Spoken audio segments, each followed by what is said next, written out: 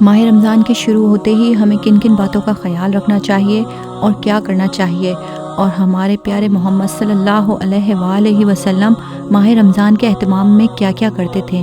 آئیے سنتے ہیں امیر اہل سنت کہ وہ ہمیں اس بیان میں کیا بتا رہے ہیں۔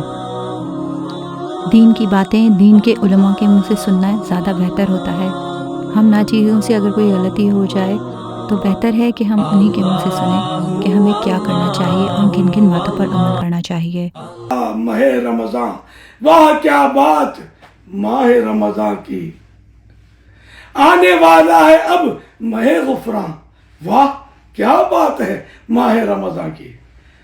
جب ماہ رمضان دنیا میں آتا تو پیارے پیارے آخری نبی صلی اللہ تعالی علیہ وآلہ وسلم کے چہرے مبارکہ کا رنگ جو تھا متغیر ہو جاتا، یعنی کہ بدل جاتا، جس کی شرح میں فیض القدیر میں کچھ اس طرح ہے کہ پیارے آقا صلی اللہ علیہ وسلم کو یہ تشویش لاحق ہوتی کہ کہیں یہ عبادت کا مہینہ تو آ گیا ہے، اب ایسا نہ ہو کہ میں صحیح معنوں میں عبادت نہ کر پاؤں۔ یہ یاد رکھیے پیارے آقا صلی اللہ علیہ وسلم کی عاجزی ہے اور خوف خدا کا غلبہ اس وقت آپ یہ فرماتے تھے۔